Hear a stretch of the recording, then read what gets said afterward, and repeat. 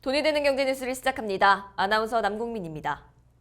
이재명 대통령의 첫 시정연설이 열린 오늘 국회 본회의장에서는 여야의 온도차가 극명하게 드러났습니다.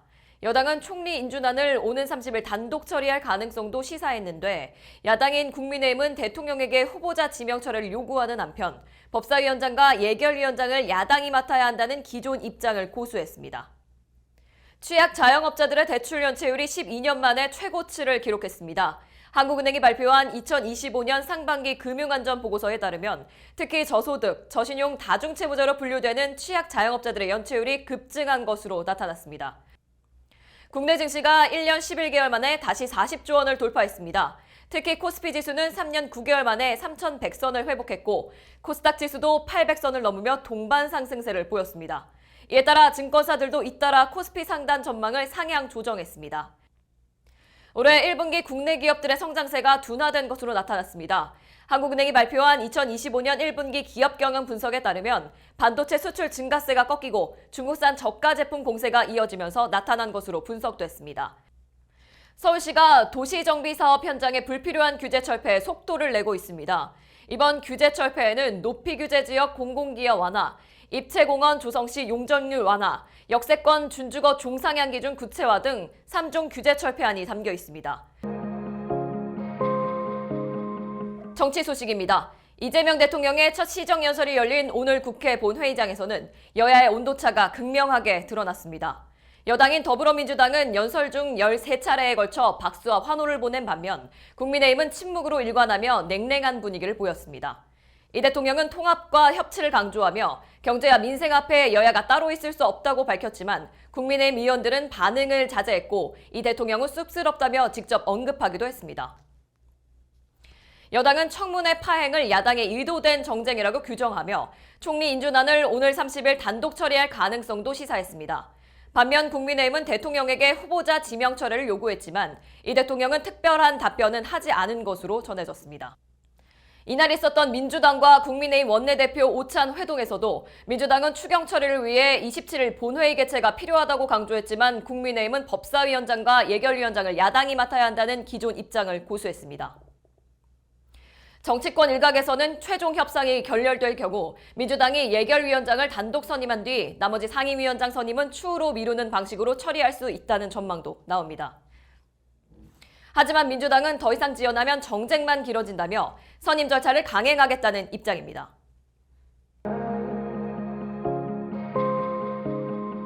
첫 번째 금융 소식입니다. 취약 자영업자의 대출 연체율이 12년 만에 최고치를 기록했습니다. 올해 1분기 기준 연체율은 12.24%로 2013년 이후 가장 높은 수준입니다. 자영업자 대출 잔액은 1,067조 원에 이르며 전체 연체율도 1.88%로 10년 만에 최고치를 나타냈습니다. 한국은행이 발표한 2025년 상반기 금융안전보고서에 따르면 특히 저소득, 저신용, 다중채무자로 분류되는 취약 자영업자의 연체율이 급증한 것으로 나타났습니다. 이는 비취약 자영업자의 연체율 0.46%와 비교해 약 26배 이상 높은 수치입니다. 업종별로 보면 외식업과 숙박업 등 서비스업 종사자들이 특히 큰 타격을 입었으며 어떻게 폐업을 할지 걱정을 하고 있습니다. 그러나 폐업도 쉽지는 않습니다. 폐업 시 대출 상환을 한꺼번에 해야 하기 때문입니다. 정부는 연체 채무를 대상으로 한 배드뱅크 운영 계획을 밝힌 상태입니다. 채권 소각이나 최대 80% 원금 감면을 검토 중이지만 도덕적 해이와 형평성 논란도 함께 제기되고 있습니다. 두 번째 금융 소식입니다. 국내 증시가 가파른 상승세를 이어가며 거래대금이 1년 11개월 만에 다시 40조 원을 돌파했습니다. 지난 3월 출범한 대체거래소 넥스트레이드의 영향과 외국인 투자자의 귀환, 새 정부 출범 효과 등이 맞물린 결과라는 분석입니다.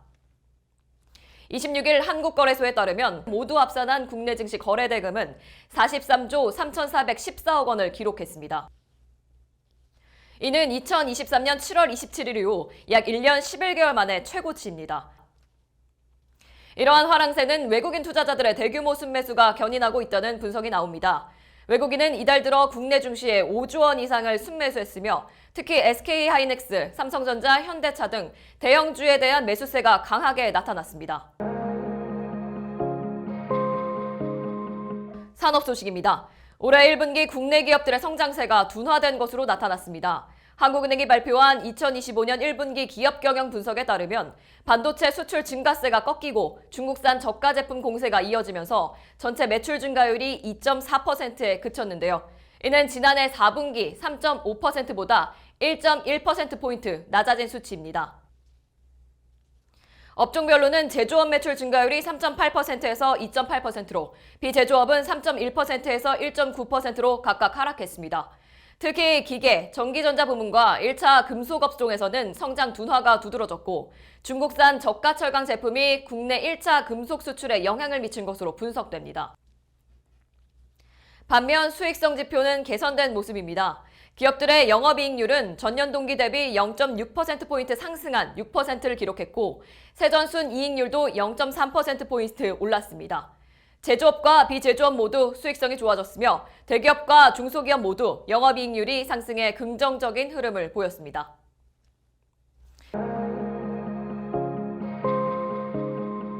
부동산 소식입니다. 서울시가 시민과 기업 그리고 정비사업 현장에 불필요한 규제를 철폐하는 데 속도를 내고 있습니다.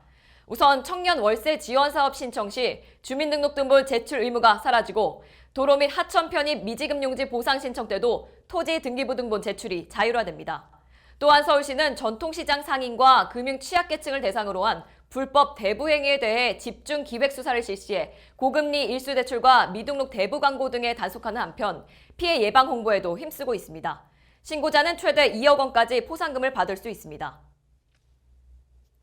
한편 서울시는 정비사업 활성화를 위해 2030 도시주거환경정비 기본계획을 변경 고시하고 즉시 시행에 들어갔습니다. 이번 계획에는 높이 규제 지역 공공기여 완화, 입체공원 조성 시 용적률 완화, 역세권 준주거 종상향 기준 구체화 등 3종 규제 철폐안이 담겼습니다.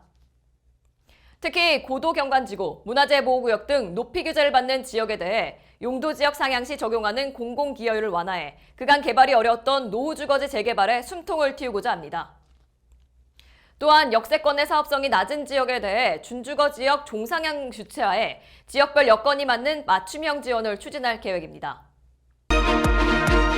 돈이 되는 경제 뉴스를 마칩니다. 다음 주에 뵙겠습니다.